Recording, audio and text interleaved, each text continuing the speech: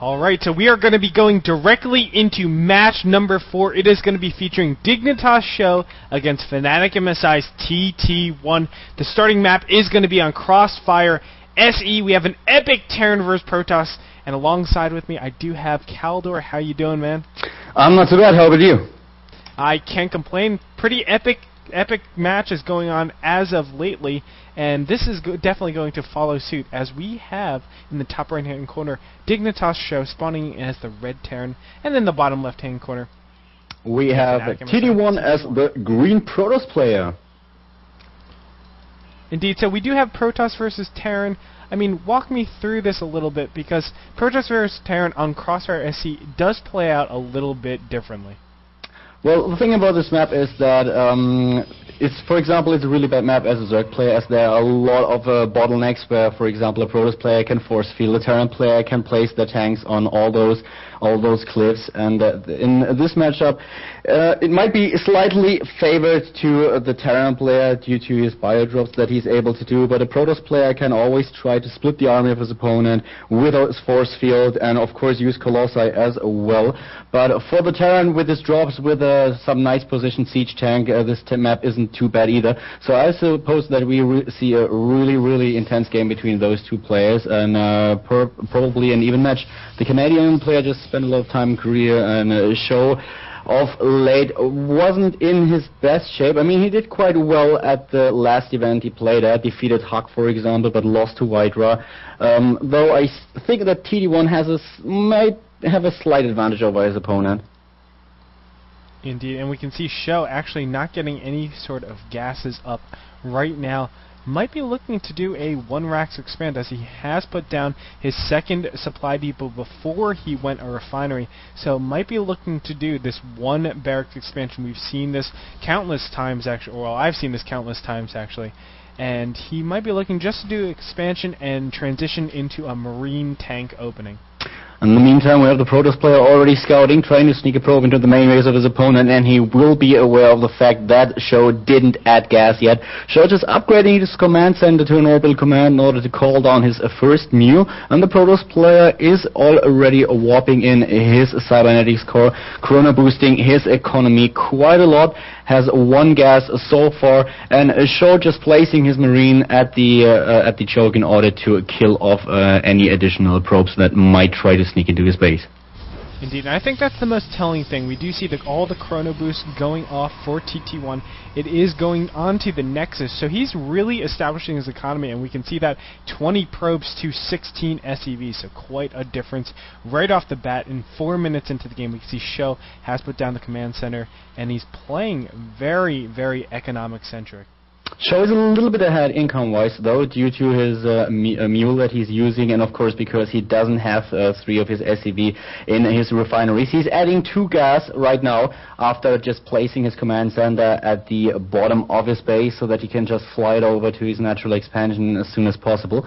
And one thing that he also can do, if need be, if the Protoss player actually decides to push and just to pressure him, to contain him in his base, he can just use the additional mule in order to get a decent economy up and running. We've seen countless Terran players doing exactly that when the Protoss is trying to contain them, and this gives them a huge advantage due to those mules that are really intense.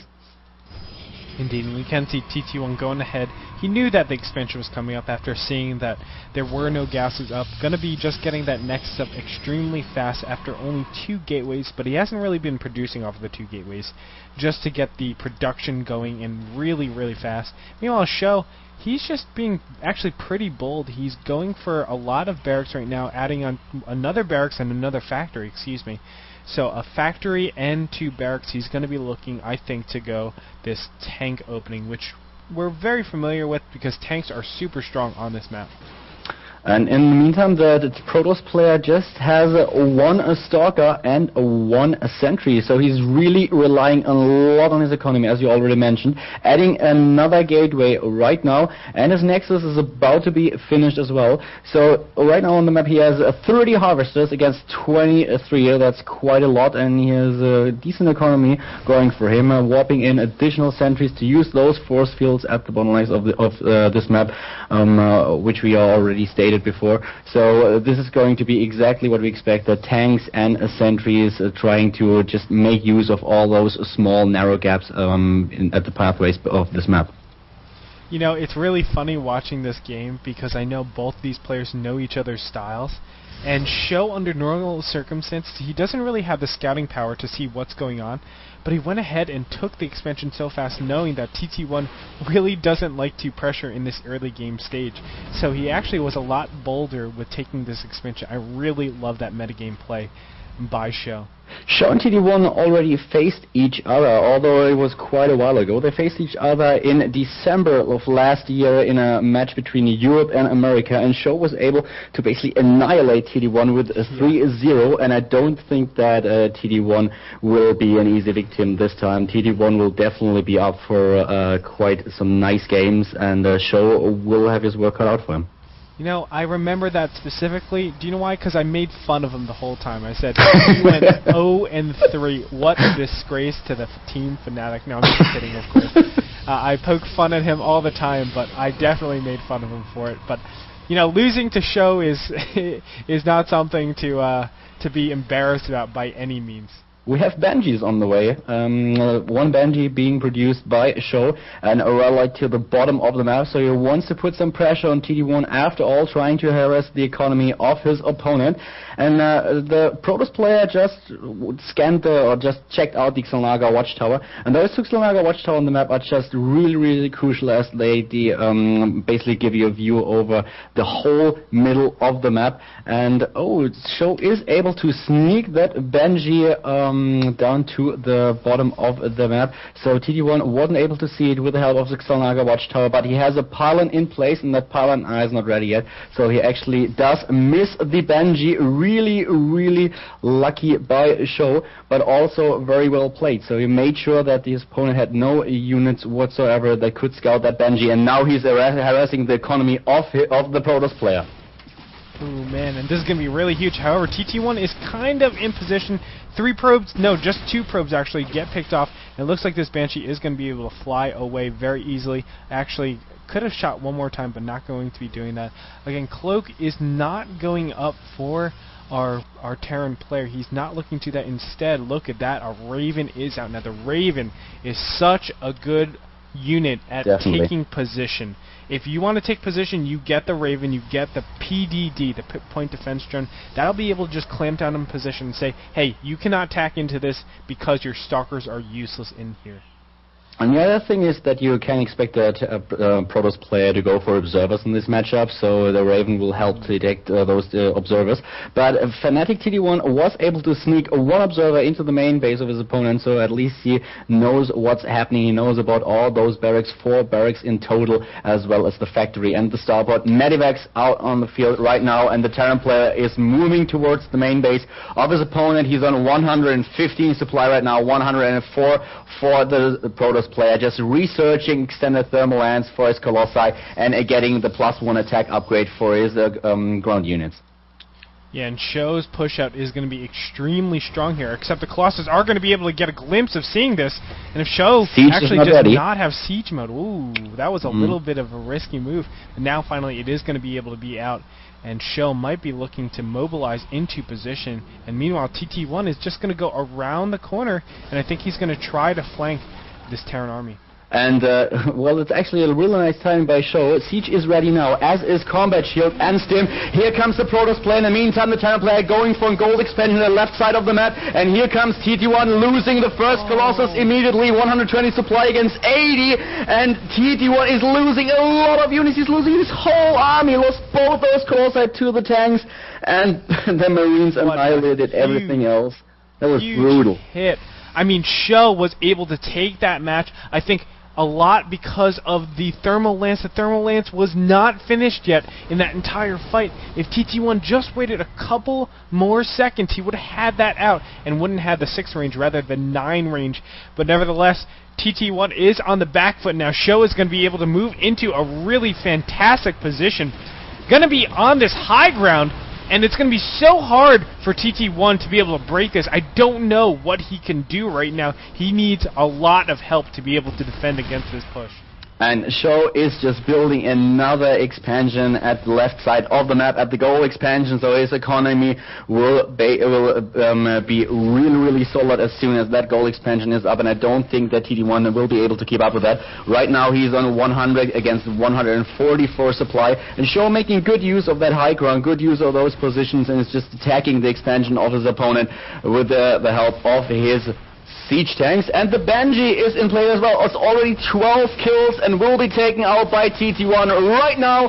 So the Banshee has been killed after killing 13 units. It's quite a lot. And the Protoss player is trying to establish a third base as well at the bottom right of the map. Indeed, but SjoW does take the gold expansion, which is much stronger than that bottom right expansion. And I have to give SjoW an immediate advantage right now. I mean, this top ground position is just so powerful with the constant. Oh, it does look like TT1 wants to come in here a little bit, but is going to come out. Again, the constant pressure that this push gives is just so much. He's able to pick off so much. And now a huge push in right now.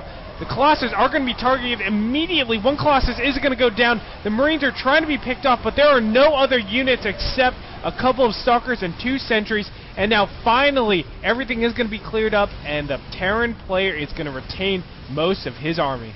Yeah, the Protoss player just crumbles. There was a drop going on at the expansion as well, killing all of those harvesters. So actually, SjoW, I'm amazed. I'm really amazed. Yeah. I wouldn't have thought him to beat TT1 that easily. I mean, that looked really easy. I mean, I think blunderously, TT1 pushed in at the worst possible time. He went, again, Thermal Lance wasn't even up. There's no need to push in at that time.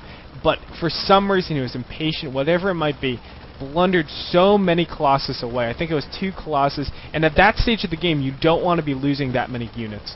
So after he lost that, SjoW was able to just push into the perfect position because all the units were not around, of course. The Colossus weren't there to stop him from going up that ramp. So pushing into that position, able to take fantastic advantages that way.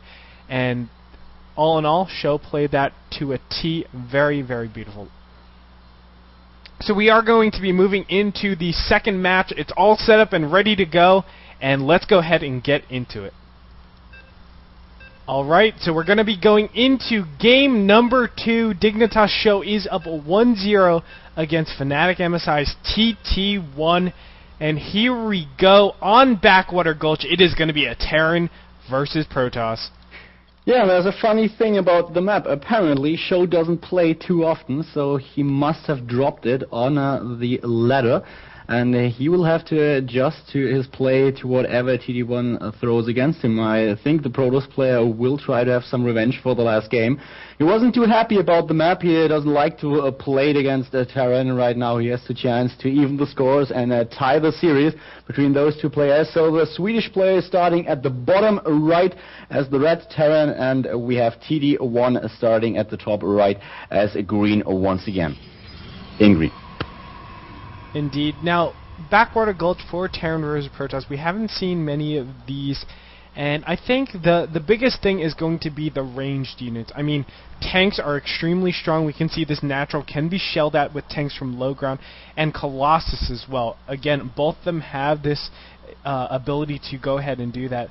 But the biggest thing right now I'm thinking is the rotational symmetry and how it actually favors TT1 right now.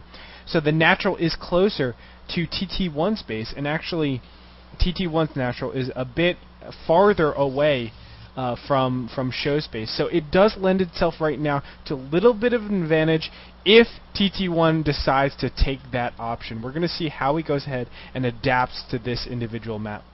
And another point of this map is that basically every expansion can be attacked by, well, there's always a cliff around where you can attack either with Colossi, with extended thermal lance, or with the siege tanks. So this is also a little bit tricky for the Protoss player if the Terran is able to put his siege tanks into position. So he really has to make sure that he scouts what his opponent is doing in order to prevent him from taking those crucial positions at the naturals. And as Gritov already pointed out, the Terran player has to expand towards the Protoss, so that might be a little bit tricky later on. And for once, SjoW is scouting. I mean, he has been known as one of those players who basically never scouts. Lately, he has changed that quite a little bit, but I've never seen him scout that early. Yeah, it is before the 70 supply. So for him to be scouting this early, I'm extremely surprised as well. You can see that he's able to see TT1 is simply going a second gateway, very fast gateway. But biggest thing is, again, TT1 loves his economic style, putting all chrono boosts to the individual nexus, and because of that, the income tab 21-16. However, back in SjoW space, he's throwing down a command center. No gas for SjoW. Upgraded his orbital command and is just calling down his first mule. We have the command center once again for the Swedish player, so he's relying on the same strategy that he used last game, but he's adding a bunker just to be able to fend off any early attacks of his opponent, trying to repel that probe. Not able to kill it. TT1 is just retreating, and in the meantime the Terran is adding those 2 refineries, getting gas up as fast as possible, and TT1 in his main base still relying on 1 gas. He's on 2 gateways right now, and walked with one of his probes to the left to his natural, so he will add a nexus as well any second. Yeah, indeed. Just doing this fast expansion. This has been the new norm for TT1.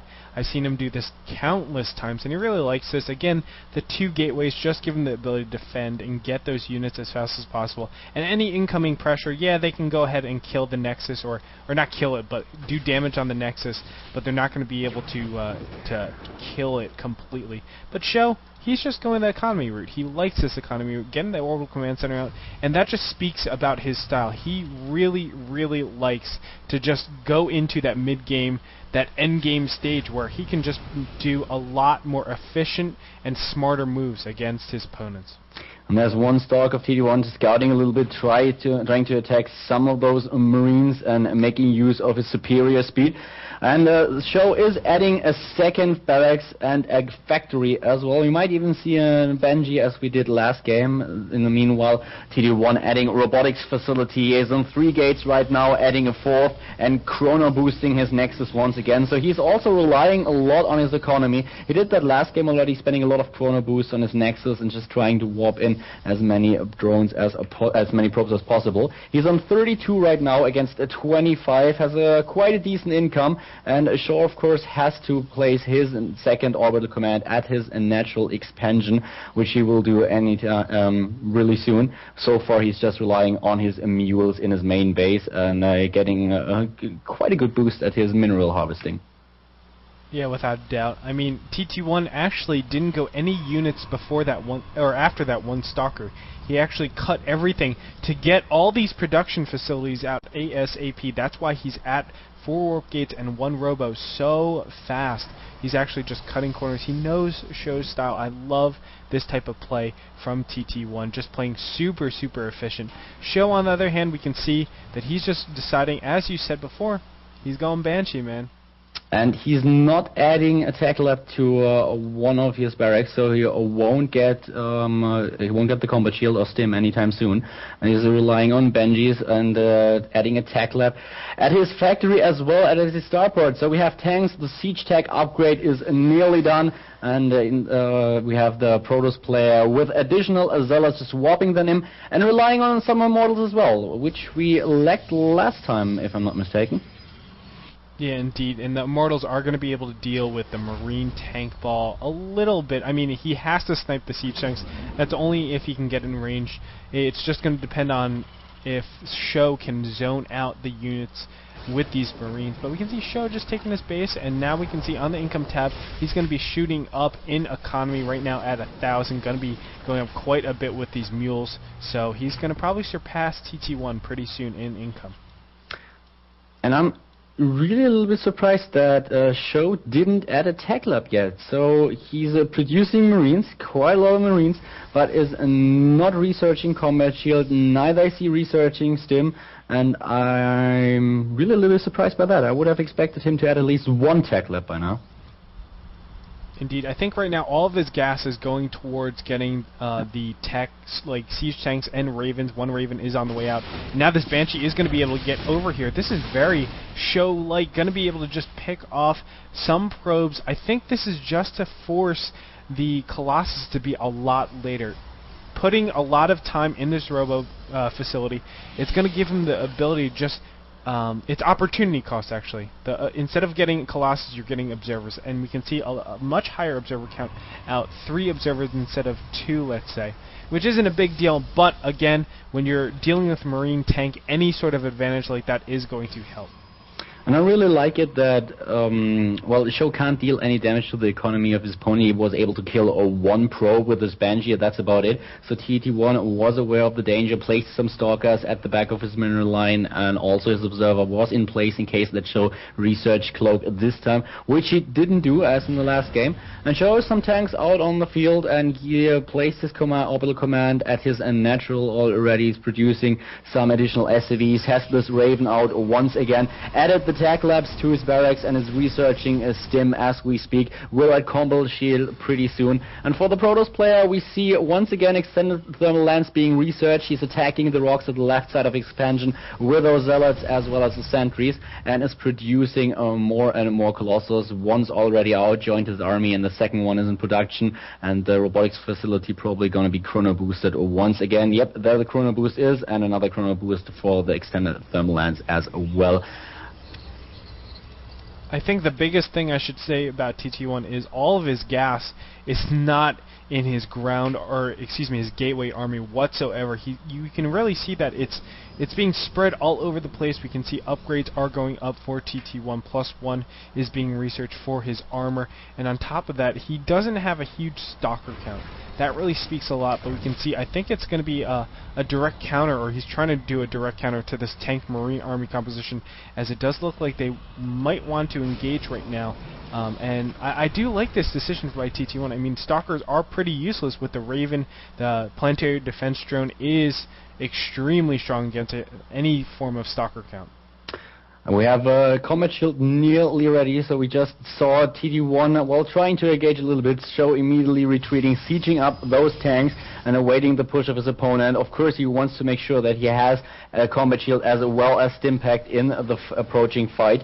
And the third base is being warped in for the Protoss player, so he's trying to get a third base up and running, as is SjoW. SjoW already placed the command center at his third base, at his third mineral line, and has a lot of SCVs out on the field. He's on 63 SCVs against 57 probes, and now trying to move towards the base of his opponent, just sieging up with those tanks. And, well, basically TT1 is expecting exactly that, and that's a beautiful unit spread by the Protoss player.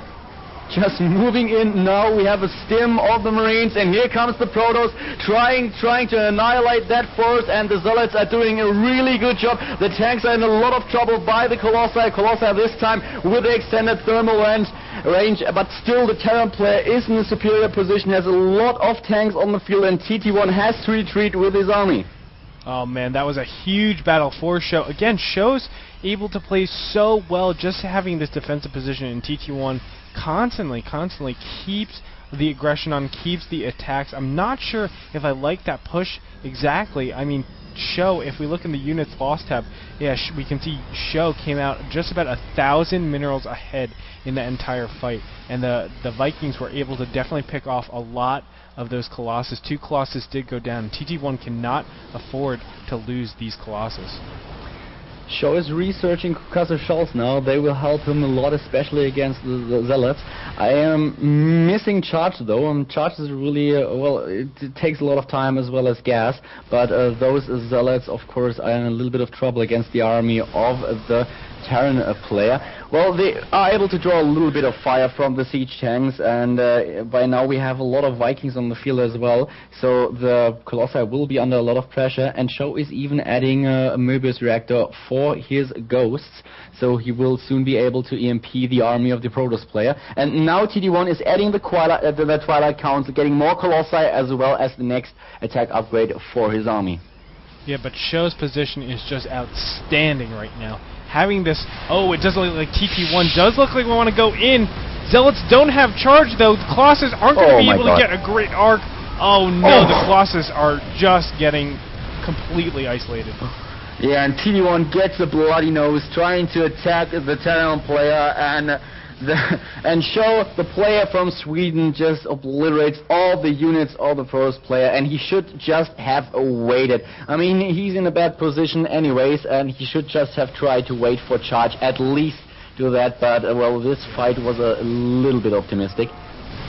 Indeed, and now we can see, looks like a final-ditch effort. These Zealots are trapped behind the Stalkers, and Fnatic TT1 GG's SjoW is going to take these matches 2-0 very, very convincingly. So we saw, I mean, again, TT1 loves this just to bust these positions, but it looks like every single time he does that, SjoW is just too resilient, too robust with his play, and is able to take that out very convincingly.